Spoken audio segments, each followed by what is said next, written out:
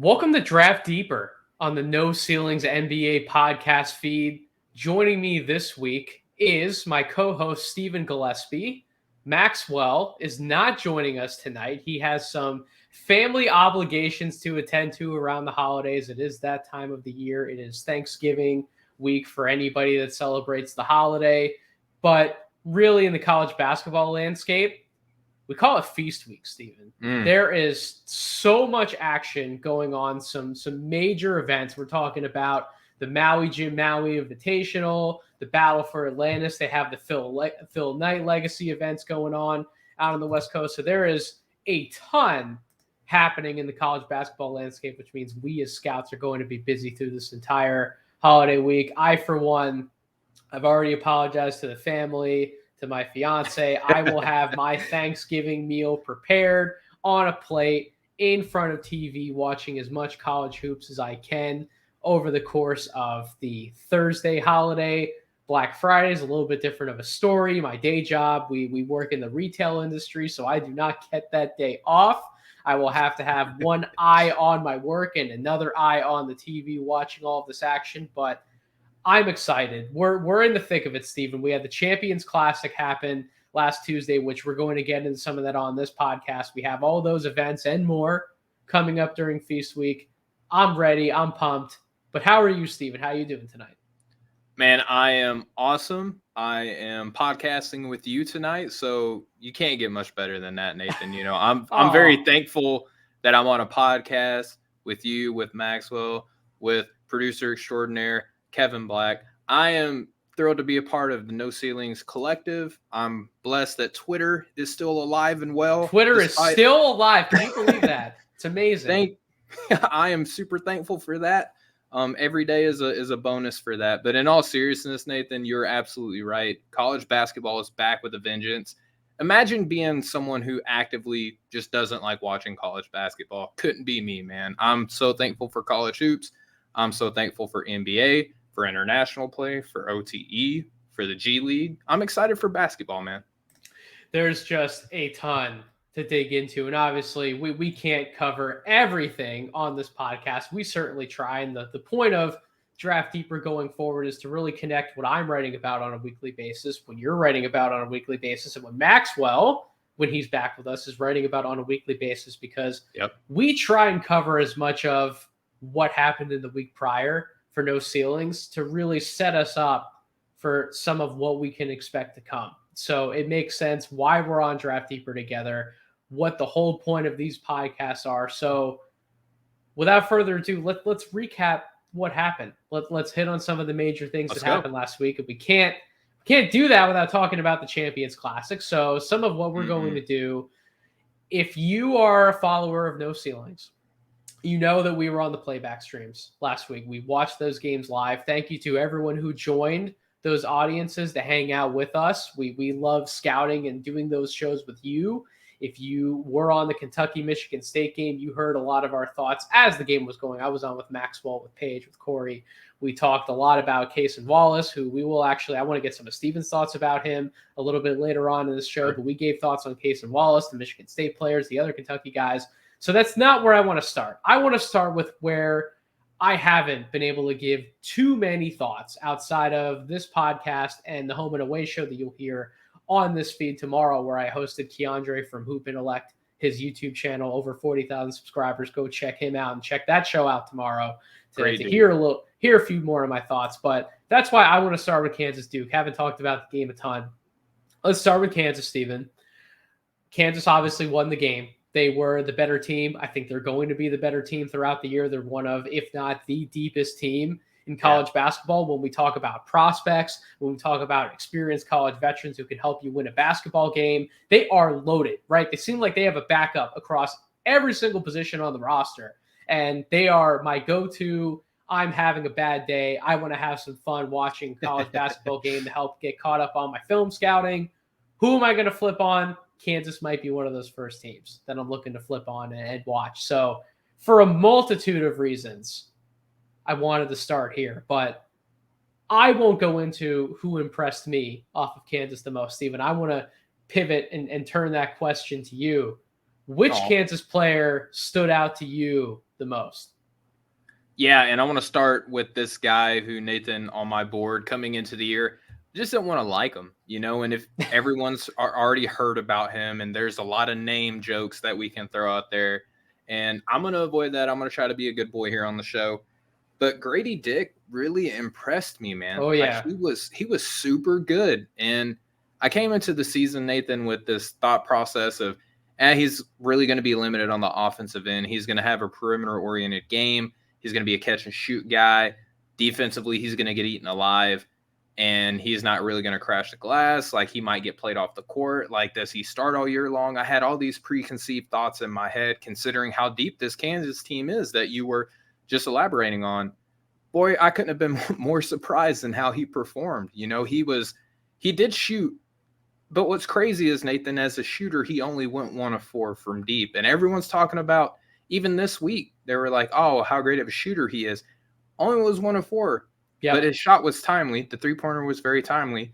But what impressed me was in the transition game, like how he was able to contort his body and finish in traffic, how he was able to, sell a cagey up fake, only going 1 of 4. The defense still respected him, going on an up fake, maneuvering around a defender and pulling up from the mid-range, moving the ball within the flow of the offense. And then defensively, Nathan, we heard about him get dissected all week long about his defense. And if you only went off of other people's commentary, you would think that this guy was the worst defender in all of college hoops. But go watch the second half of the game. Anybody out there, like that's really what Steven would want to talk about, where he had stretches. It seemed like he was taking on a new Duke matchup every trip down the floor for a certain few minute stretch in that second half. And he was holding his own on a number of not just players who are close to his size at 6'8", but he was taking turns on a lot of Duke's guards, right? And Duke has some good guards for different reasons. Tyrese Proctor's a threat. Jeremy Roach is their best scorer. Yep. Like, that's really what hit home to me, as I'm sure it did for you as well, was Grady Dick, the amount of cover and the amount of different players he could match up with and cover that much ground with. Yeah, that stood out to me at least second half more than the first half. And yeah, like you would have thought you were watching, you would think just based off of listening that you were listening to people talk about, Lou Will in the playoffs getting hunted on every pick and roll possible. Like, that couldn't have been further from the truth. I was surprised going back and rewatching the game. Like, for a freshman, for someone who's not the strongest guy on the court, he was still able to do some stuff defensively. He wasn't just barbecue chicken alert, as Shaquille O'Neal would like to say on that end. But overall, Nathan, like, we'll give him, through the wire. Shout out to all those guys that through the wire who've been extremely supportive of no ceilings. Like, they like to say, it's kind of like a code for when you say he plays the game the right way, that you're talking about, a Caucasian basketball player. You would still throw that moniker out there for a guy, Grady Dick, but he was fiery. Like, he let him know he was super into the game, and he looked a lot stronger in college than what it looked like he was going to be based off of the high school film that I watched coming into the season, Nathan. I came in thinking that he was going to be like an early second round pick. I don't know if I'm really ready to rise him up the ranks yet, but I at least have to start considering it more now. No, admittedly, I should have taken his high school film, I think, a little more seriously. And for everyone out there listening, when I'm doing some preseason film dives in the summer, I'm watching like 1 or 2 games of these guys. I'm not going terribly hard because that offseason is really time for me to prepare and get my mind right for another grind of a draft cycle that's coming up. So I take that time very seriously to be a human. That's exactly right, Steve. That's the best possible way to put it, to be a human outside of basketball. But I was like you. I wasn't incredibly high on him coming in this year either. Not that I didn't think he could be a first-round pick, but I wasn't like selling my soul and banging my fist on the table like, this guy better go in the first round, right? Yeah. Well, then you watch some of these early games and you're coming away with a completely different impression. And I think if you heard anybody talk about Grady Dick before the college basketball season started, right, we're trying to throw out these general takes about these prospects. And it's more so along the lines of, yeah, he's 6'8", he can shoot. Not a lot of people were talking about the other parts of his game, though, that you just outlined. The at-rim finishing in particular really stood out to me. Some of the comparisons that came across were to that of like a Caleb Houston, which is part of what I wrote about in the morning dunk that I'm going to come out with same time you're listening to this podcast, most likely. Yeah. And the whole thing about that is, no, I don't think anybody would throw that out as like a direct comparison, but in terms of situationally, these 6'8" shooters, I don't know how much more we're expecting from these guys at the college level. What else are they going to be able to show? Flip on the film, and boy, they are completely different players, right? Like Grady Dick is a much better athlete, in my opinion, a creator and an at-rim finisher, right? Like with Caleb Houston, when we took a look at his offensive game last year, sure, he can shoot off of movement. He can hit those open catch and shoot corner threes. He can hit some open threes on the wing. But outside of that, right, like number one, he had trouble getting around his man at the top to actually get into the second level of defense. Number two, when he got to the second level of the defense, I wasn't as confident in his pull-up game. I didn't love his floater game. His live dribble passing, I wasn't as sold on his decision-making after the first 3 to 4 games of the year than I was in those first few games. And then when he got to the rim, Steven, he couldn't do anything with it. Like that's all of these ingredients are why evaluators came in, and when they wanted to have a lottery grade on him, they're like, well, he's not just a shooter. Put him in the pick and roll. Go back and watch some of his FIBA highlights as to where he was being a decision maker for that team. I promise he can do more of these things. Well, he didn't in Michigan, and that's really what tanked his draft stock. And granted, he's played a role off the bench for the Orlando Magic. Like he's come in, he's been an NBA player as a second-round pick, but he hasn't lived up to the same hype that he got. Grady Dick, on the other hand, he can be a top 20 pick in this NBA draft. As to what we've seen through these first few games, the last I saw looking at his stats, I believe he was a 57%, 40%, and then a good percentage from the free throw line as well. Like these are different numbers, Stephen. Like this is legitimate offensive stuff. You touched on the at-rim game. I loved what I saw from him. 14 points, 6 for 11 shooting. He only shot, as you mentioned, the 104 from 3, but all those other looks he got, the reverse finishes at the basket, the verticality, him being able to space vertically, being a lob threat along the baseline and some of those cuts, that was really good to see. His strength, being able to put down those buckets near the rim, that was awesome to see that he's not just a shooter, but then, oh, by the way, if you want to use him in that way, he can be a flamethrower. He can get it going from the perimeter. So there's more to his offensive game than I initially thought was going to be there over the first few contests in his freshman season. But nevertheless, he stood out to you. He certainly stood out to me as well. Keandre and I talk about him actually on the episode of Home and Away that everybody's going to hear on this podcast feed tomorrow. My question for you, Stephen, is he comes in. If he's a top 30 guy, great. If he's not a top 30 guy, that was kind of to be expected from some of the preseason critiques that were being thrown around, right? Now he's having some of these games. Mm-hmm. Now he's pretty much getting himself in a first-round conversation. Could be starting to creep towards top 20 conversation. How high do you think Grady Dick actually has a chance of going in the 2023 NBA draft if he keeps up more of what we've seen from him so far? I don't think it would be crazy to think like upwards to tail end of the lottery, like if he keeps it up. And again, this is coming from somebody who didn't want to like him coming into the year. I would say anywhere from like that 14 to 25 range is pretty safe. And I hate giving out like vague windows, but it's super early into the year and we still have a lot more to look forward to for the rest of the season. But as our colleague Maxwell, Baumbach has put out that no one has really stunk so far this year. Yeah. Like a lot of people. Or if they have, they've shown us signs in other games where we think they're actually going to turn it around. Yeah.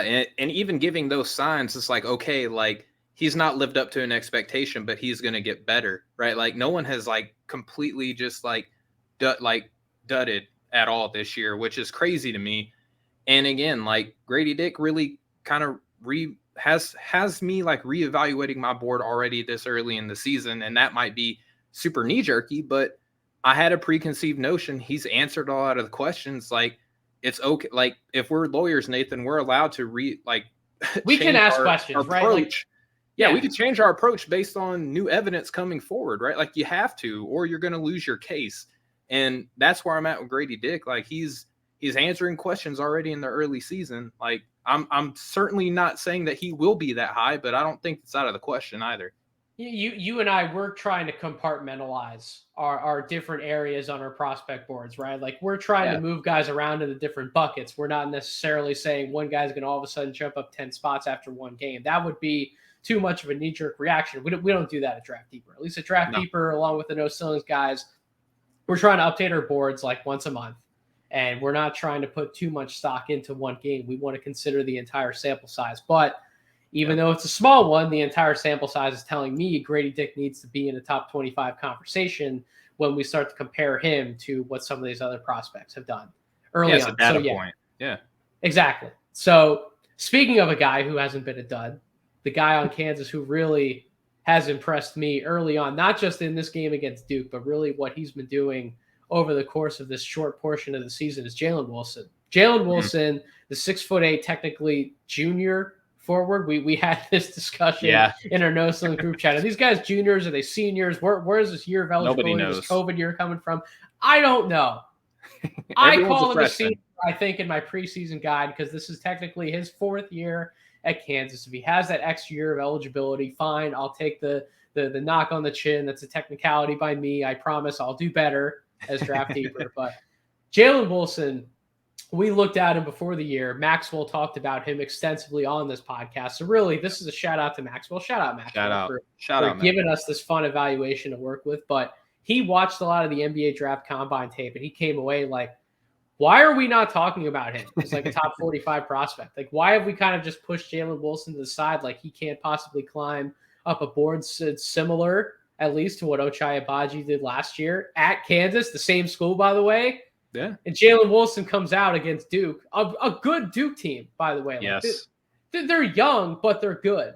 And he had 25 points, 11 rebounds, 5 assists, showing a variety of skills on the offensive side of the ball. And what stood out to me, Steven, even though he went 0 of 7 from three-point range, he did not let that stop him in terms of being assertive on the offensive end. He still hunted for his shots, getting downhill towards the basket at times, but really he was loving that pull-up jump shot where they would bring him off certain motion. He would catch it around the foul line, take 2 dribbles, turn, square up, rise and fire, easy money, easy day, to coin your phrase, as you would say.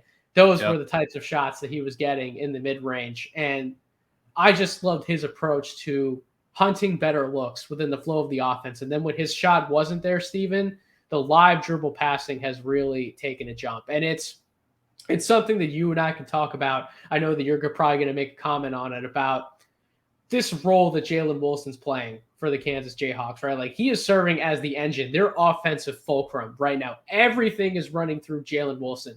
All these looks that Grady Dick is getting, all these looks that some of these other big at-rim play finishers are getting, they are generated based off all the attention that Jalen Wilson is drawing in because he's a three-point guy, because he's a line drive threat, because now he's a guy when he draws that gravity and he's pulling defenders towards him, he's now getting rid of that ball and making quick decisions and making these live dribble passes that we've wanted to see from him for a number of years. He may not have that same kind of role in the NBA, but what NBA teams do want to see, even though they might be putting them out for a low volume role, right? They might not be playing them for as many minutes. They might not have the same responsibility. They want to see if they can make quick decisions. When you catch the ball, are you immediately going up with a shot? If you're driving, are you looking to finish at the rim, or do you also have eyes around what some of these other defenders are doing, where if somebody helps and closes out at you and tries to deny you that same drive to the basket, are you able to hot potato that ball away and pass it and get it to where it needs to go? Are you able to do these things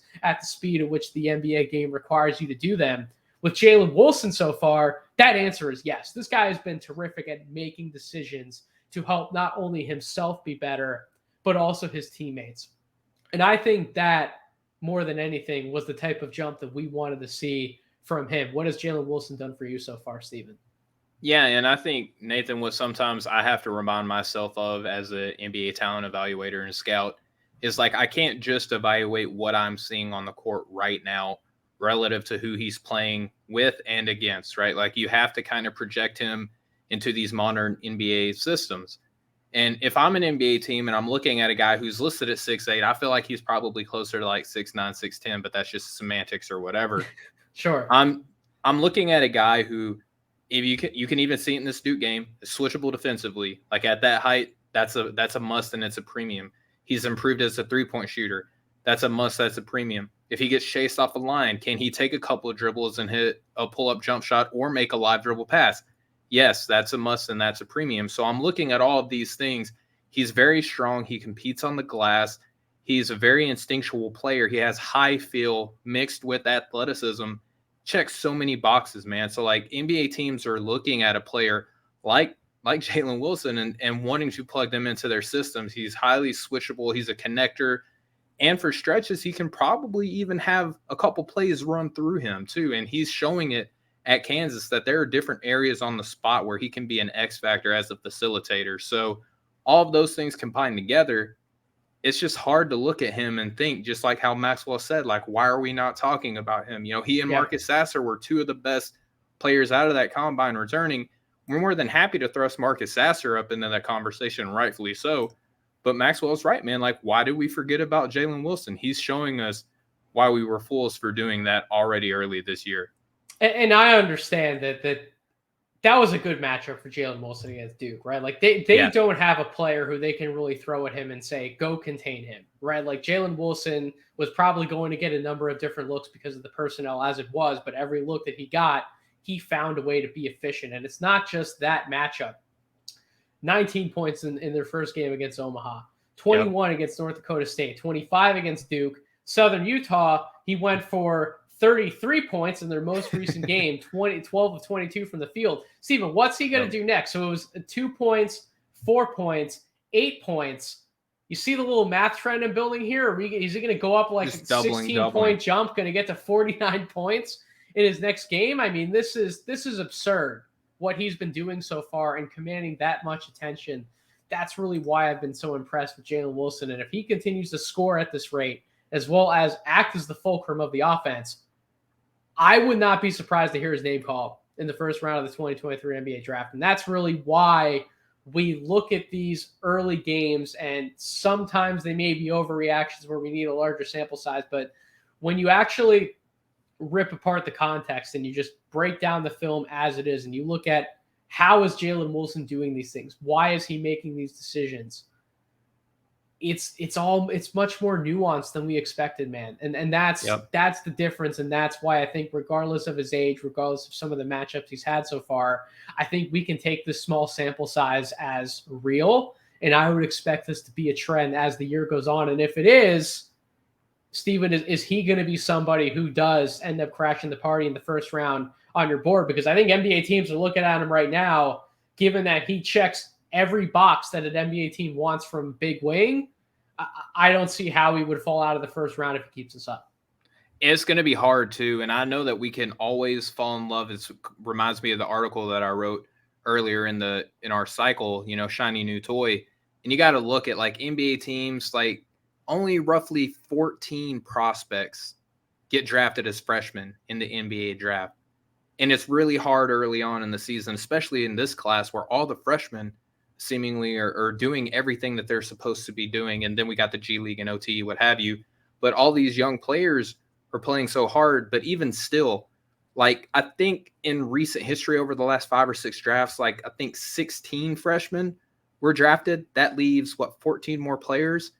It's not hard to imagine that Jalen Wilson won't be one of those 14 guys, especially if what we're seeing right now continues throughout the year. And again, looking at NBA role, not just what we're seeing contextually in college, but what NBA teams need and want and love.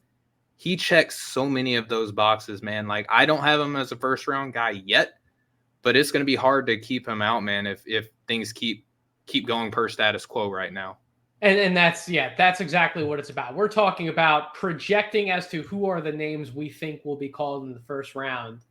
That's more so what we're looking at. There are guys who are projected to go in the first round who we would agree, yeah, he's probably going to hear his name called. That doesn't mean we have him as first round grades on our boards. And that doesn't mean that they have to be first round grades on our boards. But there's also just a level of projection to where this guy has experience, right? He's not coming in as one of these freshmen who certainly needs to continue to develop to just get to a certain rookie baseline to play minutes in the NBA right away. This guy knows his role. He knows what he does well. He's been coached well. So it's, if he's coming and showing up ready to play, he's got his head on right, he has some real talent and some real potential, and that's why that conversation is going to start trending in that direction if it hasn't already. So yeah, let's keep the conversations going positive, moving in that very similar direction. We got to talk about Duke. We got to flip it over. We got to talk about some of their guys, because as we can talk about with Kansas, Stephen, them being one of the deepest teams we have in college basketball, Duke has quite the plethora of prospects that we could talk about as well, right? Like you have a number of freshmen, which is really the mean potatoes of what we want to talk about on an NBA draft show. As you said, the shiny new toys. Who are they? What have they done for me now? What are they going to do for me later? What have they done for me lately as far as when we get to June? Who are the freshmen that we can evaluate? Duke's in an interesting spot. Dariq Whitehead just came back. He did not play in the Champions Classic, so he didn't get to go up against Kansas. Derek Lively was coming off of an injury. We didn't see the best of him in that Champions Classic game. So it's been about Tyrese Proctor. It's been about Mark Mitchell. And it's been about one more guy who you really want to talk about in this segment. So which Duke prospect stood out to you the most in that game? Yeah, and before I get to my guy, I want to put out a Derek Lively disclaimer. Like, so many people are already jumping overboard on this kid. And, you know, the fact that his debut, like essentially his debut to the year, is up against like this super deep and well-coached Kansas team, like that's not the same as, you know, whoever the F State, as Corey and Albert like to say on their show. You know, it's not the same type of debut, not the same type of confidence builder. So let's get 10, 15 games in for our guy, Derek Lively. But, man, Nathan, Kyle Filipowski was another guy that I wanted to not like. I wanted to pick him apart. I didn't think that his game was going to translate well to college ranks. I didn't think that playing alongside another big was going to help him. Boy, was I wrong. Like, the way that this guy moves, the way that he makes decisions, I think that we talk about Azuolas Tubelis a lot, and I love Tubelis. I think that he could potentially be a first-round guy. Like, he's that talented. You can see an NBA role for a player like him who has that level of size, strength, and feel to his game. Nathan, Kyle Filipowski is essentially like the same. Is he a younger Azuolas Tubelis? Yeah. There's already an Azuolas Tubelis 2.0, and he hasn't even got a shot at the NBA yet, which is crazy. And he might move a little better too. Probably not as strong yet, but he's younger, considerably younger. He projects to be a much better shooter, though, and I think that's the important point that you're probably going to open up. Exactly, right? Like, when I watched him play against Kansas and I saw him take guys off of the bounce at his size, at first I was like, no, we can't be doing this. And then I'm like, okay, he's showing that that's a part of his offensive game. He has the ability. He's got shot potential. I don't think that it's great yet, but he's got the potential to be a really good stretch big. You know, his playmaking chops are there, even off of the bounce. Like, we talk about Azuolas Tubelis, like being able to operate in the DHO and out of the block whenever he gets double team, making the right reads. Filipowski, I feel like, can do that, but he can also put the ball on the deck, Nathan, and make sound decisions as well. Projecting out, like, he's a freshman, he's feeling himself, he's got some things to figure out, but against a really good team like that, for him to be creative and confident in his ability, and a lot of the time it convert and succeed, that's very promising for his development. I'm going to have a hard time keeping this guy out of my first round too. I feel like I got 100 first-round prospects, Nathan. 15 points, 11 rebounds, shooting 42% from the field, which I'll get to in a second, 29.4% from three-point range. I'll also touch on that. 27.5 PER. So a few things jump out to me, Steven. Number one, you mentioned the passing. We can obviously quick mention that. Yeah, his passing, whether it's off a live dribble or when he gets double teamed in the post, all of those passes haven't necessarily led to assists, but I do like that he's at least gotten the ball out and recognized, hey, there are some opportunities where I could probably give it up, get it to somebody else. Maybe they can make a play. I do like that aspect of his game, and it's the touch on those passes, right? He's not really throwing errant balls away, right? Like, you see some guys, you see some big men try and get creative with their passing, but they just don't have the same touch as a guard, to where they're throwing it over somebody's head, or they're throwing it underneath, or they're throwing it in the opposite direction.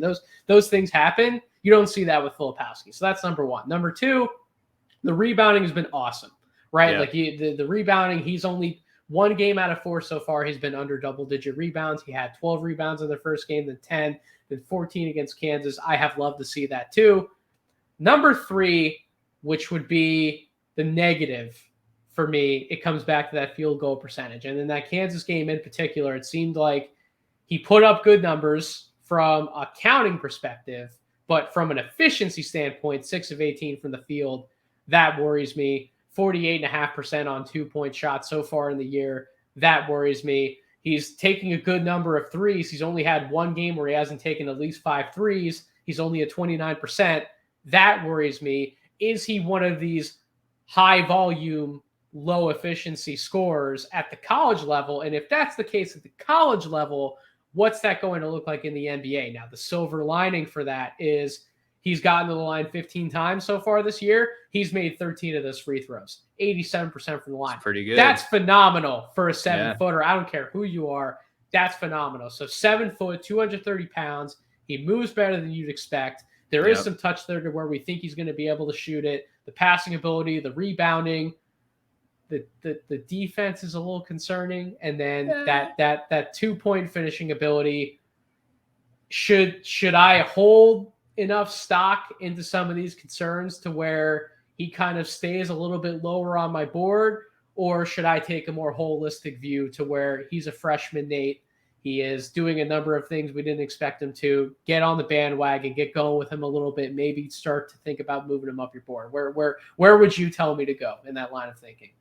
I would tell you don't have your mind made up yet. And Nathan, I know you, right? Like I know that you're putting that question out there so we can pull the yarn a little bit and engage with the audience. But knowing you, Nathan, I know that you're not boxed off on your thought process and where you have this guy yet. But for any listeners out there who might be like, yeah, I would definitely agree that the efficiency slightly concerning, defense slightly concerning. But here's the thing, Nathan, like if you go back and watch the high school film, not a lot of film with him operating alongside of another big man, right? And we kind of have to expect that in the college ranks. Like a lot of teams have multiple bigs that they incorporate into their system.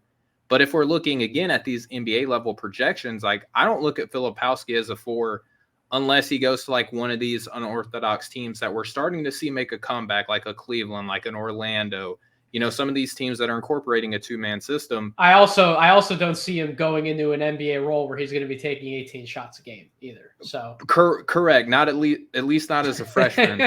I mean, we'll see. Like, I didn't think that Christian Coloco was going to look this good in the early going, but boy, have I been pleasantly surprised. But even still, he's not getting 18 shots a game. But anyway, Filipowski, I think that the efficiency will get there. I think that he's still growing and learning and seeing what he can and can't get away with. And I love that Coach Sharman out of Duke is doing a good job of letting his guys build confidence in game situations, not just in practice. And I think that as he starts seeing things differently with the stepped up level in competition, that will help him establish, you know, where he wants to go with the ball offensively and where the ball is going to end up going defensively. Like conversely, I think that he's going to figure things out. Just give it time. You know, but the things that we are seeing right now is very encouraging. Stuff that I didn't think that he was even going to be able to do. He's already displaying this early in the college ranks. All right, my guy on Duke. This is a quick conversation because there's not too many positive examples, at least from the Kansas game that we can pull from, right? If I'm making a highlight tape on Tyrese Proctor, which there will be a video of his offensive performance in my morning dunk column when I talk about him. It's a short package, right? Very, very short package. But what we did see was we started to see more offensive assertiveness from Tyrese Proctor when it came to scoring and particularly shooting the basketball from the mid-range. That second half, Steven, where he came out, he started to hit some of those shots in good fashion. He was aggressive in hunting for those looks about the free throw line area. Boy, did I love to see that from Tyrese Proctor. Yes, he only had 9 points. Yes, he was only 3 of 9 from the floor. But you just saw him, all of a sudden, it's like a light bulb went off in his head in that second half. And you got to look at how he was looking for those shots. And when he made them, the look in his eyes when the camera would pan to him. And he looked like a different player as compared to the guy that we've seen so far to start the year, right? So Duke's first game against Jacksonville, 0 of 8 from the field. Second game against USC Upstate, 1 of 4 from the field. Steven, these are not good teams. These are not Kansas-level teams to where you would think Tyrese Proctor, he's struggling. Like what's going on there? 1 of 12 from the floor. 3 of 9 from the field against Kansas, like I said. Then he goes out against Delaware in their most recent game on the 18th, 5 of 10 from the field, 13 points, 10 rebounds, 4 assists. Now he's starting to look more like the Tyrese Proctor that we think he can be as a point guard prospect. And that's why Proctor stood out to me in that game. Yeah, it was just a little thing that I picked up on. It wasn't a more dominant performance in certain regards, like a Kyle Filipowski or a Jalen Wilson or a Grady Dick. But it did stand out to me as maybe this is one of those moments that Proctor looks back on where he really started to get it going at this level. And if he keeps up with the scoring ability that we think is in there, I think he could be a finisher at the basket at 6'5". I think he's got some floater touch, some pull-up touch. The three-point shot, that's the biggest question mark that I think I have with his offensive game. We'll see. But how inventive of a passer he can be, the court vision he displays at 6'5", I think he can be a much better defensive guard at the point of attack than what he's shown to start this year. You start to piece some of these things together, and he not only looks like a guard who could go in the first round, but he looks like somebody who might be able to challenge in that top 20 range, depending on what team's drafting and if they need another point guard to come in, be it they're looking for a long-term starter, if they just need some depth at the position. We'll see, whatever the case may be. But this could be where we look back and say Proctor started to get his mojo in the college ranks. Is there anything that you want to say about Proctor? Well, I'll just touch on it, Nathan. In my notes, I wrote that he was a ghost in the first half. And sometimes when we go back and look at these guys, right, like Kennedy Chandler kind of came on sneakily later on in the second half of the season last year. And a lot of people were like, oh, he just suddenly improved. Sometimes it comes down to like, and as an athlete and as a competitor, as a basketball player, a lot of what you do and a lot of your success is based off of confidence. And Nathan, it was like when he hit that 3-point shot against Kentucky in the second half, it was like you just saw a completely different player on the court. And I wouldn't be surprised that by the time, towards the end of the year, we look back and we're like, wow, Tyrese Proctor, he was a different guy in the first part of the season compared to where he is now. Where did it go? We could probably put a pin in that 3-point shot and say, this is where this young man, he regained his confidence, and this is where he started to have some of those mid-range pull-ups, to have the gumption to be able to hit a pull-up three, to be able to demonstrate some very creative passing and playmaking. That defense really needs to get there, but he's defending at a position in college that I don't think he's going to be asked to defend whenever he makes the jump to the NBA. He's not going to be going up against some of these wings and things like that. He's going to be kind of a point of attack guy. And unfortunately, with Roach there taking some of those minutes, we probably won't see as much as that as we would like to. But that's just something to keep in mind. But I think ultimately he got his confidence back in the second half. It wasn't a game of ages or anything like that for him, but it was definitely promising to see some of the things that we thought he would be able to do start to come to fruition in the second half of that game.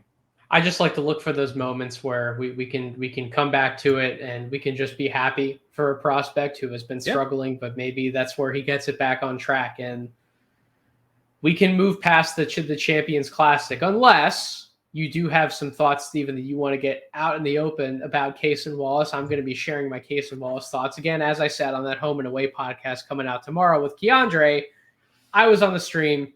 I think I've said my piece about him, but before we move on to a few of the other topics we're going to talk about, your impressions about Cason Wallace from the Champions Classic and what he's been able to do for Kentucky up to this point, not including the Gonzaga game, which we are recording this before the Sunday night games, but everything else prior. What have you really liked about Cason Wallace? I'm not going to add anything that anyone probably hasn't already heard if they're listening to breakdowns from that game. Just reminds everyone so much of Drew Holiday. Has the sticky hands, very instinctually sound on the defensive end, and I like the promise that he shows as a 3-point shooter. How much of a Kentucky benefit of the doubt are we going to give him as a primary creator? I don't know. There was a lot of times where he did defer to passing instead of being as aggressive as we all wanted him to be on the offensive end. But whenever he was feeling confident in his ability to insert himself scoring the basketball, he looked good doing it, man. And I think, as a rebounder, he's very strong, very quick. This is, again, very Drew Holiday-like, and I'm looking forward to seeing how he does up against this Gonzaga matchup that we got later on tonight. All right, so it's time to move a little bit off the board. This is Draft Deeper at its finest. We we will talk about a lot of the headlines from week to week, but there will obviously be moments where we talk about some guys in the second round. We talk about some guys who maybe they're not even in the second round of some draft boards. Like we like to go off pace a little bit and kind of touch on some names that maybe you're not always hearing talked about on one of these bigger NBA draft or NBA related podcasts. So let's do that here. We will start with somebody who I think is in that second round conversation.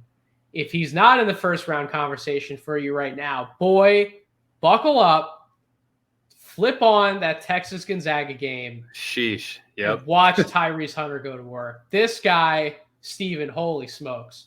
I title it in my column, Tyrese Hunter back in first round conversation with a nice little question mark there. I don't think it's a question mark. I think he's absolutely back in the first round conversation. He shredded Gonzaga's perimeter defense. He had one of the hottest shooting performances I've seen from a prospect in recent memory in that game. He was just damn impressive the whole time, man. There's really no other way to put it. He put up 26 points, 9 of 14 from the floor, 5 of 8 from three-point range. Steven, the questions we had about Tyrese Hunter coming into that game. I already know where it's you're almost going. like it's almost like he answered them in one game. And I will tell this story again for the audience. I think they've heard me talk about this before when it relates to Tyrese Hunter, but Corey and I saw him in Brooklyn last year, one of his first games at Iowa State. I walked away from that game. I'm like, dude, he looks like Donovan Mitchell on the court. And when I say he looks like Donovan Mitchell on the court, I mean they quite literally share similar stature, similar body type, similar composition. The way they approach the game, they like to be score first guards, but if you put them in the pick and roll, they can dish that ball out. They can find guys in the open court. They are up and down players. They are vertical threats at the basket for being a small guard. Man, can they throw it down with authority when they get there?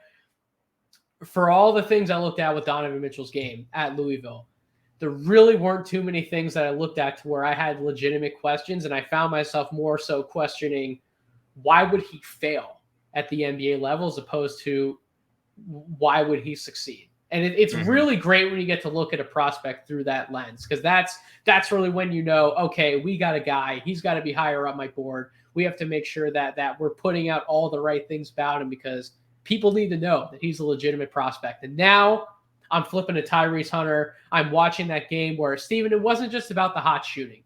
He was taking and making NBA-level shots. Right? Yep. Like these are the looks that he's going to be able to get in the NBA if his outside shooting keeps up to the level that we actually think by what it looks like, by how it's mechanically structured, we think it can remain at a similar level. And if it does, he's going to pull defenders out. He's going to be able to get by guys because he is really quick. He's going to step into those 1-2 dribble pull-ups just inside the arc. And if he's knocking those shots down or maybe even bringing over another help defender when he gets to that next level of defense, he can accelerate by that guy and he can get to the basket. He's just going to start setting up so many more efficient looks for himself to where this guy can be a real scoring dynamo at that guard spot. And then you throw in the playmaking, and then you throw in the already spectacular point of attack defense that hasn't gone away. His build for a guard. Holy smokes, Steven, this guy has quite the package that he can work with. Oh, has he turned it around from the 39% shooter from the floor, the 47.5 true shooting percentage. Now he's at 59% through 3 games. Now he's at 40% from 3 through 3 games. 91%. Steven, a 60-40-90. Oh, my goodness. Yes. Already at this point in the year, what can he do? Much better true shooting percentage. I'm sorry. I had to yell. Do you need a minute to yourself? This was a therapy session for me. I had to get all this out because Tyrese Hunter, sometimes these prospects get written off a little too early on. And I got to come out and come to their defense and say, you know what? Sometimes it just takes time with these guys. So we ask questions. We may have a few overreactions on this podcast, but eventually we're going to whip it around and we're going to look at much more of a larger sample size. And now that we start to hopefully evaluate Tyrese Hunter through a different lens this year as compared to last year, he gets in not only first-round conversations, but dare I say, I know this man keeps it going. can he break into the lottery like I once thought he had the potential of doing? Steven, just go ahead. I already left it all on the table. I gave everything I got. I don't even know how I'm going to go on for the rest of the podcast. I gave it all I had in that soliloquy. What are your thoughts on Tyrese Hunter? Well, how fitting that you give everything that you had when discussing a player who gives everything that he has every time he steps out on the court. Nathan, I had him as a tail-end first-round guy before I was with No Ceilings last year, without a jump shot, with high turnover numbers, without any talent around him. Because, Nathan, we talk about, like, why on earth would an NBA team draft an undersized player like a small guard in a Giants league? Like, what separates those guards from being drafted to where they're not? They have to be elite level athletes. Yep. And that's what we see. We see that with Tyrese Hunter, blazing speed. The first thing I have in my notes, very pesky defender. And coming off of a 5 of 8 shooting from deep from a player that we didn't see that level of shooting at all last year, is a weird thing to have number 1 overall. But if he can be a pesky point of attack defender, if he can be an extremely high level athlete, oh, by the way, can shoot, oh, by the way, can up fake, get around you and hit a mid-range shot, oh, by the way, can pass the ball, and oh, by the way, can defend 1s and 2s already at the college level. Like, this guy has improved so much in the early going, Nathan. I'm right there with you. I'm not going to try to match your level of energy because I just thought that the way you saw that was incredible.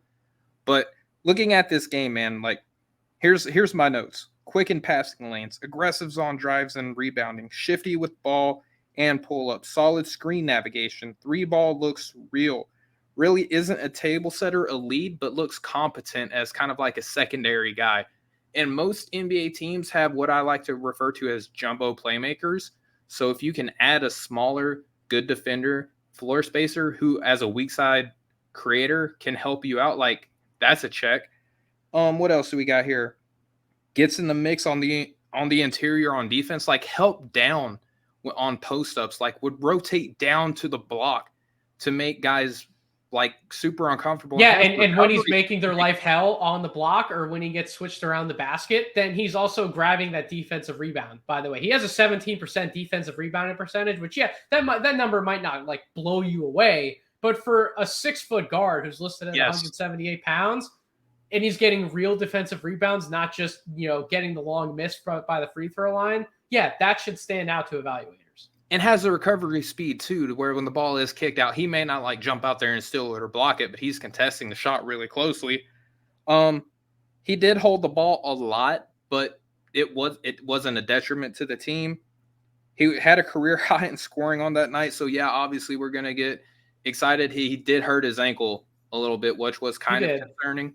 And he was held out for the rest of the game. We got to look and see how he looks in his following matchup. But overall, Nathan, just every sort of question that we had about his game, it's like he came out and answered them all against Gonzaga, who we all thought was going to have high-level defending guard and perimeter defenders.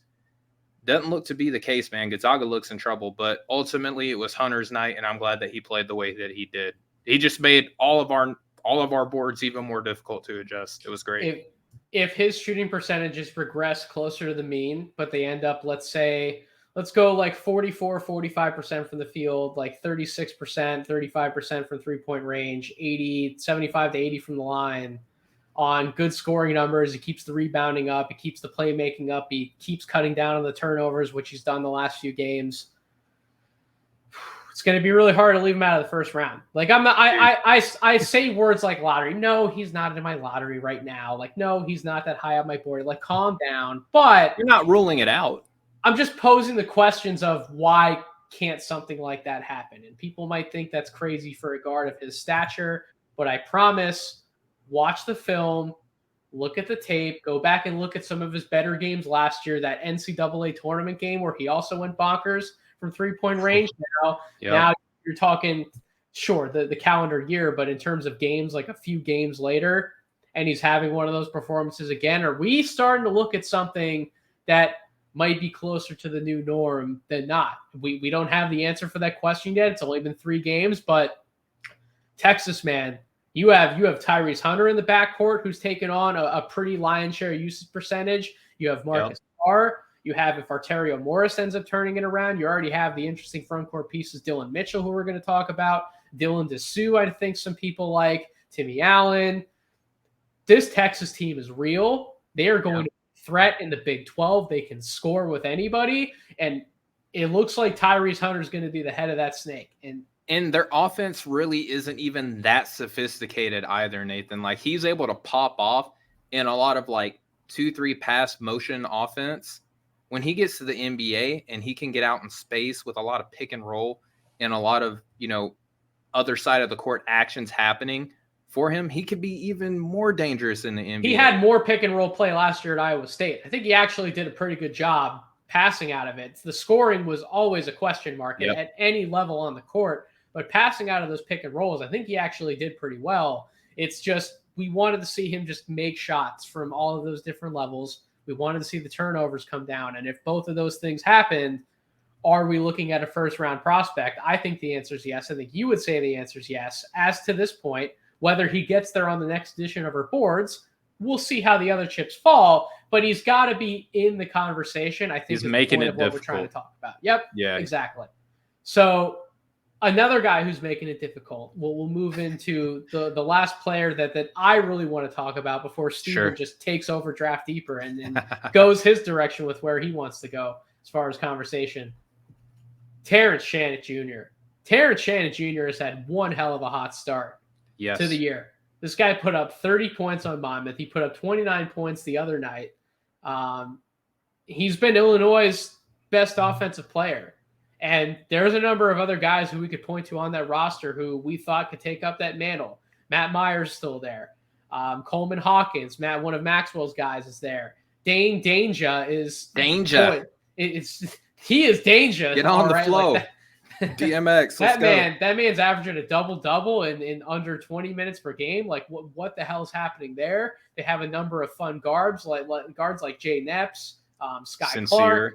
Yeah. Sincere is a freshman who we will I'm sure talk about later on in the year as some of these freshmen who are they starting to pop into the RJ Melendez, RJ Melendez, who I know Corey's a big fan of. They have plenty of guys to generate offense. Never in my wildest dreams did I think Terrence Shannon Jr. was going to be one of their highest usage scorers, playmakers, shooters across the board. And boy, has he done it in spectacular fashion. And it's not, Steven, it's not that he's doing it in a takeover way to where we're looking at him as, is he like a second option on an NBA team? No. But 24 points per game before today's game. We'll go over today's game in a second because that was technically a down point this year and in what some of his worst performances could look like. Still very effective, Still effective on both sides of the ball, particularly on defense. Right now, averaging 24 points per game, 57% from the field, 54% from three, 74% from the line. That is quite the slash line for Terrence Shannon Jr., and he's doing it. We knew about the explosiveness. We knew about the leaping ability, the line drive capability. But he's hitting his perimeter shots. He's getting to the line, knocking down his free throws. He is a much more active live dribble passer than what we've seen even last year. I think he took over a lot of those like backup point guard duties for Texas Tech. He's doing even more of that in abundance for Illinois. Just the way that he's doing what he's doing in this really easy, I'm going to catch the ball. I know exactly what I'm doing with it in a very similar way to some of the other players that we've already talked about on this podcast. His efficiency, he right now, Steven, he's closer to 30 for me than he would be to 60. And that's not something that any of us were saying before the preseason, right? Like I started off the year, I had him outside like a preseason top 60. I really didn't know that the change of scenery was going to make that much of a difference for Terrence Shannon Jr., but just some of what he's been able to show in these games. And by the way, that 29-point outburst against UCLA, where I'm watching UCLA right now as we're recording this podcast against Baylor. They're only down 1 point to Baylor. This is a damn good basketball team in the Pac-12 who's going to be a problem all year long. But this Illinois team is deep, and they're not only deep, they look like they have a captain in this guy who is re-entering draft conversations at the right time. What have you loved about what you've seen from Terrence Shannon Jr.? Well, coming into the year, Nathan, I came in, I've had him before we solidified things, I've had him at the highest 43 on my board. At the lowest, I think I had him like 47, somewhere in there. So he never went out of the top 60 for me, largely in part of because I know that some of these upperclassmen are going to hang around, right? And maybe with a change of scenery, him transferring to Illinois, like I thought that maybe that would be a better look for him. And in my wildest dreams, I never expect to see what I'm looking at now. Like even my best projection of him at 43 is probably going to be a little too low if all things continue the way that they are right now. And I mean, if you look at, he's been in double digits in all of his games shooting right or scoring right now. The shot looks loads better, whether it's Yep. off the bounce or off the count or the catch. Like that's really what is going to make or break him as an NBA level The player. confidence is the biggest Yes. thing for him. Yep. Absolutely. He's a shifty driver, although he is a little strong side dominant whenever he does drive and finish. He is a little bit more creative though. Like even though he only gets to the hoop really on one side, he can finish and contort in a lot of different ways. So that kind of counteracts whatever negativity that you think might come with that. Now, whether or not that translates well to the NBA, we'll never know.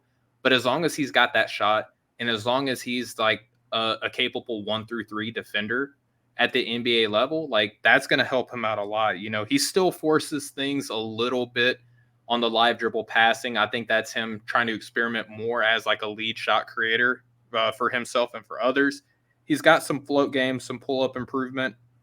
I think that he's loads better than what anybody thought that he would be coming into the year. And Nathan, I'm working on a draft model. Like I've tweeted it out, based on, I'm doing a lot of historical research. I'm trying to get better at the analytical side of this thing too. Recent draft model query that I ran on Bartorvik, he's matching what a lot of guys that were drafted at multiple positions. I'm talking guards, forwards, and wings, like all three levels of those classifications. He's met the mark on a lot of my models for all of those different positions. So the fact that he's doing it the way that he is now, and that translates to versatility, that's huge for his draft stock. It is. And that versatility, it all comes back to he's just seeing the game much better. I don't know how many more times we could hammer it home in this podcast. The quick decision making. Yes. Draymond Green said it with a number of NBA players who both present and past have said it. There's like 1 to 2 guys on the floor in the NBA who get to do like whatever they want, right? Like they are the main creators for their team. Every other person has to fit around what they're doing. And that means when I get the ball, am I just going to be like a deer in headlights and not know what to do with it? Or am I going to be able to translate my game to what everybody else is doing around me and bring it up to a speed that fits that 24-second shot clock in the NBA? The answer to that question for Terrence Shannon Jr. right now is yes. We'll see if some of the shooting carries over. Is his game perfect? No. You touched on a few things that I would like to see improvements on. I don't know if we'll ever see those improvements, but can we get him going to his right every now and then? Can we get him to change speeds off the dribble every now and then? Can he cut down on some of his turnovers, some of his creativity that you alluded to? I don't know if we'll get the answers to those questions, but at the end of the day, we're talking about a role player. We're talking about a guy who we're probably looking at in the second round. And if this is the type of guy you can get with a second round pick, boy, talk about value, right? Just what he's doing quickly off the catch. I like how actually Illinois has been using him in the screen game a little bit, right? They've been using him as a screener, and then he's popping off those screens. He's catching, and then he's shooting with confidence. He's getting those looks to go. There's just a number of different ways that you can use wings like him in a basketball game, and he just feels like he's embraced all of it, and he just wants to help his team win. And so that's the side I'd love to see from Terrence Shannon Jr., and that's why he's climbing up my board, and I think he's starting to answer some of the skepticism everybody else has on him, and he's starting to climb up their boards too. So we've talked about a number of guys who I wanted to discuss on this show. I've used up a lot of my voice. It's time for Steven to take over. He's familiar to doing the Draft Deeper takeover here. He has a number of guys who he wanted to talk about this week, and I will give him the vast majority of the floor to let him share about some of these players. But Steven, you wanted to talk about a weekend warrior, and you also got some sleepers that you want to hit on. Yeah, so the Weekend Warrior, who the column dropped on him yesterday, by the time everyone is listening to this on Sunday, that's usually when my column drops, is on Sundays. It features Josiah Jordan James. Now, this is a guy, Nathan, who last year, there were a lot of people, a lot of credible minds in the basketball community that thought that he was a draft guy last season. Now, he actually declared, but due to him receiving a surgery on his knee, and the fact that he wasn't like a surefire first round guy, he decided to come back. He maintained his eligibility, which I remain a huge fan of that decision for all college athletes. Like, go figure out what NBA teams think about you. Come back and work on your craft and get better. Like, there's no harm in coming back and getting better, which is why we're talking about guys like Terrence Shannon Jr., Jalen Wilson, guys like that this early in the year, is because they did that same thing. Yep. Josiah Jordan James has come back, Nathan, and he has looked every bit of the prospect that a lot of NBA teams want to see. You know, he's long been a very versatile defender. You know, he's been very strong on that end, but he's also been an improved 3-point shooter. I'm talking like in the 40s, Nathan. And if you can defend multiple positions, 2 through 4s in the NBA, you can spread the floor. He used to be like a primary creator coming into Tennessee out of South Carolina. He was looked at as potentially one of these next installations as a jumbo creator, a guy who can do a little bit of stuff off the bounce. That really wasn't in the cards, but what that did for him, Nathan, is as a connector, he can see the floor a lot better. So when these guys come into the NBA and they have guard background, they have high field. You look at guys like Grant Williams, PJ Washington. I think that Josiah Jordan James can kind of fit that similar mold where he's a good defender. He can space the floor. He can make the right reads. He rebounds. He has screen assists, which I outlined in this article too. You did a great job of pointing out in your piece all of the fun little ways that Josiah Jordan James is being used by Tennessee, which are all of those same ways NBA teams can use him in sort of this gadget fun role that they might look to use him in. Exactly, and that's what all I really wanted to do, highlighting him coming into the year, because I think, again, Nathan, shiny new toy effect, we fall in love with all these freshmen. And Nathan, too, I would like to get your thoughts on this. As deep as this class looks, like, we're going to have some really talented guys make an executive decision and say, no, I'm going to try my hand next year and probably improve my draft stock even more, because this class looks really deep, especially young. I wouldn't be surprised if there were a number of freshmen that come back for another year, sophomore, junior, what have you. And then we see a guy like Josiah Jordan James end up like middle of the second round and actually do better in the NBA than in college because of the level of talent around him. And it highlights the things that he's effective at as a connector. It happens every year. We get underclassmen that decide to come back to school. And in reality, it's not that Steven wants to have a player like Josiah Jordan James, like crashing up through his top 60 and ending up at some crazy high position on his board. Right. I think what Steven's doing, which is really smart, is he's highlighting these upperclassmen who, when these guys do make their decisions to go back to school, we have to look deeper down our boards and we have to fill in those slots in our top 60 about who is this next crop of guys that we would really want to potentially spend draft capital on. Josiah Jordan James, this 6'6" big guard who is incredibly efficient, by the way. Up to this point in the year, 30.6 PER, 74.9 true shooting percentage, and an 18 box plus minus. Holy crap, Steven. Like that, those are big time numbers for somebody who was once upon a time viewed as just a potential role player. He's taking on a pretty important plate for this Tennessee squad, and he's really done it. He's done an exceptional job with it. No, they might not be this awe-inspiring team across the country, but they are a good team. They're going to do some damage in the SEC. They're going to possibly make some noise in the NCAA tournament.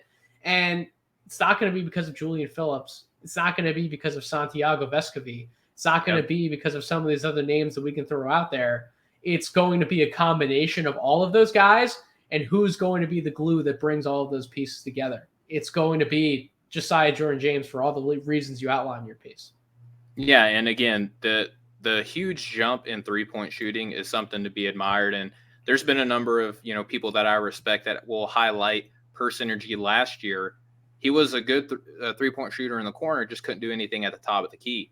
This year, he's able to get those 3-point shots in transition, off the dribble, and off the catch, all around the arc, which helps him a lot in his stock. Again, Nathan, like very smart guy. I'm looking at him as potentially a second round prospect right now. I just think that he's worth noting this early in the year. Whenever we're Yep. looking at everybody else, he's the type of guy that you have to keep in the back of your mind because he is going to be an effective player for an NBA team. And so, Nathan, moving forward, I have a couple of guys that I sent you. I didn't send you all the guys in my Weekend Warrior column that I just look at as sleepers, right? Like, I'm not saying that they're going to be drafted guys this year. I'm not necessarily ruling it out either. I just think that they all have a particular skill that they bring to the table. Run through your sleepers, and then I got one at the end before we wrap up. Yep, for sure. All right, so first one is probably the most popular sleeper in the draft community right now, that being Taylor Hendricks, the freshman forward out of UCF. He's about 6'9", 210. And right now, Nathan, like he was a top 50 prospect in RSCI. He was a top 60 guy by ESPN. But if you look at this guy, he's showing, at his size that he can hit 3-point shots, that he is a credible lob threat. And he does some very fun things defensively as well, albeit he's not that good. Again, he's a freshman. He'll get better. But I included a couple clips for all of these guys in the article. He's just a fun guy. And I do see a little bit of Jaden McDaniels in his game. He's not as strong, but I think that he does kind of fit that same type of mold. Very tall, capable, 3-and-D forward who can guard a number of spots. Have you got the chance to watch any of his game? Taylor Hendricks was a guy who I actually noted during the preseason process. This is why we build out these very deep databases with all of these freshman guys or these physical profiles that intrigue us, because we never know who's going to pop. I haven't seen as much of him at UCF as you have, Steven, but like I said, I noted him as a preseason guy to watch. Mm-hmm. I don't know if he's a this year guy, but the early returns from UCF's games are, Taylor Hendricks could be somebody that NBA teams really take a long look at. And if he keeps producing in this way, UCF is going to have some games in the American where they can prove themselves, right? Like they play a tough, feisty team like my Temple Owls. They'll go up against Memphis. They have to play Houston at some point in the year. So they have opportunities where Taylor Hendricks, if he's a real prospect, he will be able to show it on big enough stages. So I do love that first name as somebody that our audience needs to look out for. Yeah, and then the second guy that I'll throw out here is a guy that we got to see, today play. And that's Caden Shedrick out of Virginia. He's a redshirted junior big man. He's about 6'11", 230 pounds. Plays really funky. He is like a very good. You got to sell me on this one, Steven. I'm not seeing it with Shedrick yet, but you look, sell me this pen, man, as Corey would say. Okay, I'll do my very best, Corey and Albert here. But look, there's a role in the NBA for rim protecting and lob threats out of the big man spot. A guy who moves very well. I trust him in open space against, other threes. I won't say like NBA level guards yet, but he moves his feet very well. He has very smart hands, good ball tracking ability. Doesn't necessarily have to put a body on someone to defend them very well vertically. Rebounds, runs the floor incredibly well. So he'll match a scheme to where if they want to get up and down the court, you can put him in. I'm just looking at him right now, Nathan. I'm not saying that he's a draftable guy right now, although he's a junior. He's got another year of eligibility. He's been one of Virginia's best players so far on a team that has won both of these games this weekend and is going to be a top 10 team this year, it looks like, in the country. So, it's worth mentioning. And he's made his impact on all of those games. His fingerprints have been all over. Particularly defensively. Games. Especially defensively. Offensively, he's got a little bit to work on, but his free throw percentage is something that I'm looking at. I'm like, he's got some touch from some range. He's just not really getting an opportunity to show it. Maybe he does throughout the season, but it's just been an encouraging guy to watch. Next one I'll move on to, Nathan, is Taviante Jackson, a freshman guard out of Colorado State. He's only 6'2", $165, so that's not really going to get everybody's creative juices going. Tell me about him, because I hadn't even heard of this guy before you mentioned him in our group chat, and I'm like, Steven's really pulling this one. He's pulling a Maxwell in our group chat, so tell me about him. Well, I actually shout out Maxwell and Evan Wheeler, both of our colleagues from No Ceilings, who I wouldn't be surprised if Evan has actually put out something on this guy yet, because he's from around his neck of the woods. But I mean, he plays bigger than 6'2". I thought he was a little bigger, but he's a guy that kind of came up on some query searches that I did in between games and things like that. But on only 6 attempts, watching him shoot the ball, he's shooting 50% from deep.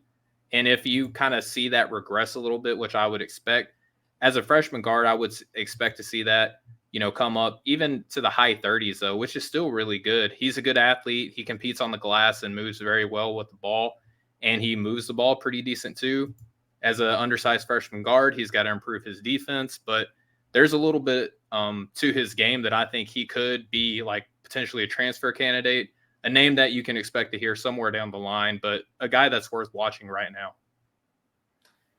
Certainly, I think he's going to be an interesting name to fold away, and I can't wait to really track some of these other sleepers. I think you have one more who you wanted to mention out of Sleeper City coming out of Pepperdine, right? Boy, the talk about a sleeper factory. Yeah, and I mean, he's just a name that you should know anyway because his family has a lot of NBA connections right now already. But Javon Carter out of Pepperdine, 6'11", 220, freshman forward. Javon Porter. Listen, he's related to Michael Porter Jr., so the three-point shot looks like his namesake would suggest, like a very capable three-point shooter. There's not really much else to really talk about, but he's averaging a block per game right now as of the time that I wrote the article. Moves pretty well. I think that, the rebounding is there. The shooting is there. Over time, I would expect this to be a guy that starts really making NBA level conversations and leaps, things like that. But watching Pepperdine, like it's hard for him not to pop along with these other guys like Maxwell Lewis and Houston Millett, guys that we've highlighted extensively at No Ceilings and will continue to. Javon Carter was just a name that I thought that people should be aware of because of his family bloodline. You keep saying Javon Carter. He does not play for the Milwaukee Bucks yet, Steven. Jeez. Dadgummit. Sorry. Sorry, Javon Porter. Shout out to Javon Carter, Press Virginia. But yes, Javon Porter is a guy that we should be looking at further on down the line as a draft prospect. He's just fun to watch this year. Has had one really big game so far. Maybe there's more to come. Where does Javon Carter play in basketball right now? Is it for the Bucks? It is for the okay. I thought it was for the Bucks. He's been a little bit of a journeyman since he came into the NBA. He had a huge game for them. Like had real big post game celebration interview. Has had a couple big games so far. Shout out to Press Virginia making his name a little bit more of a known commodity in the NBA. Yeah, I still remember evaluating Javon Carter for his draft. My old boss absolutely loved him. It was like, yeah, this is a guy you need to look at taking in the first round of the draft because he may not be, a starter for all of his years in the league, but he's going to be in the league for a long time. And look, he's been a journeyman, but everywhere he goes, he seems to fill it up. So maybe Javon Porter is another guy when he gets into the league, somebody who can certainly make a team very happy with his contributions as a plus-size shooter. So yeah, my sleeper, the last guy who we will quickly end this podcast on, I do not want anyone out there to forget the Oregon State propaganda that I've been trying to peddle before this season. Jordan Pope, remember that name. Jordan Pope, Oregon State, 6'2" guard. No, he's not the biggest guy on the floor. No, he doesn't have the best stature. But what he does have is this guy is a scoring machine. He's already averaging 15.5 points per game for that team on 49% from the floor, 40% from three-point range, 77% from the line. This guy is getting it done. 19 points, 14 points, 15 points, 14 points. He's rebounding the ball for a guard. He's assisting the ball well for a guard at 7 assists in their third game against Bushnell. This guy, he has the reason why I want to shout him out, Steven, is because he has an opportunity. A lot of these guys do. Michael Rataj on the team as well. A few other Jaden Stevens, a few other freshmen who hopefully get some playing time. I think they have a really fun freshman class. They're playing Duke on Turkey Day, Thanksgiving afternoon, 3 Eastern time. Duke against Oregon State. Jordan Pope. Hopefully, because I mentioned him, he has a good game. Usually when I do that, these guys don't have great games when I shout them out. But hopefully Jordan Pope bucks the trend. Seriously, a really fun scoring guard. I think everybody should get the chance to watch because I do think one day he's going to have a real shot to make it in the NBA, as a number of those Oregon State guys will. So keep an eye out for that game. That is the Pope Proctor game. The Pope Boy, what a name for that. The Pope Proctor game. Thank you, Stephen.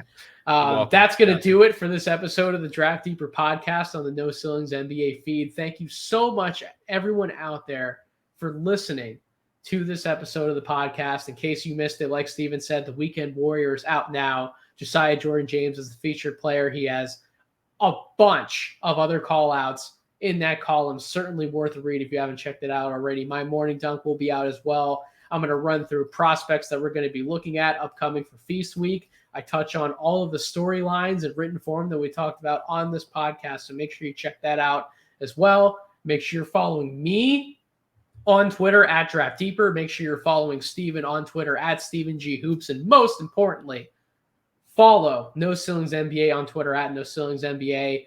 Also, follow No Ceilings NBA on Instagram, on TikTok, wherever you're putting out your social media content. You can find us wherever. YouTube, we're putting out YouTube shorts, the whole nine with social media content. And also, make sure you're subscribed to NoCeilingsNBA.com, our Substack, and subscribe to this podcast wherever you get your podcast. Steven, it looks like you wanted to make a quick plug at the end. Yeah, I want to plug our guy, Maxwell Baumbach. Follow him on Twitter at Boundboards, BAUMBOARDS. There we go. That was hard. I don't know why. Words are hard. It's okay, Steven. Words are hard. Spelling's even harder. Maxwell has an incredible piece that I want to plug on the prospect overview. Not going to spoil it and give you the name, but I will say it's a guy that you should be familiar with because he's probably going to get drafted this year. Got a chance to get an interview. That's going to come out on Tuesday too. So you have Sunday, me, Monday, Nate. Tuesday is going to be Maxwell's day. His piece, I can't wait to read, man. I'm excited like I would be a fan. So make sure you're subscribed to the Substack, NoCeilingsNBA.com, to stay current on that. That's how we do it in No Ceilings. You start the week quite literally with all of us. We get you set for the week to come, and that's what we do here. So thank you all again for the support and for listening to this episode of the podcast. Subscribe, rate, review, all of those fun stuff. We love to see your feedback and your commentary on what we're doing. If we can improve in any way, let us know. Leave a fun review. But 5-star it, though. Just 5-star. You can say whatever you want as long as you leave the 5-star rating. But sincerely, thank you so much for all of your support. Until we meet again on this feed, I hope you all have a wonderful rest of your week. And happy Thanksgiving, y'all.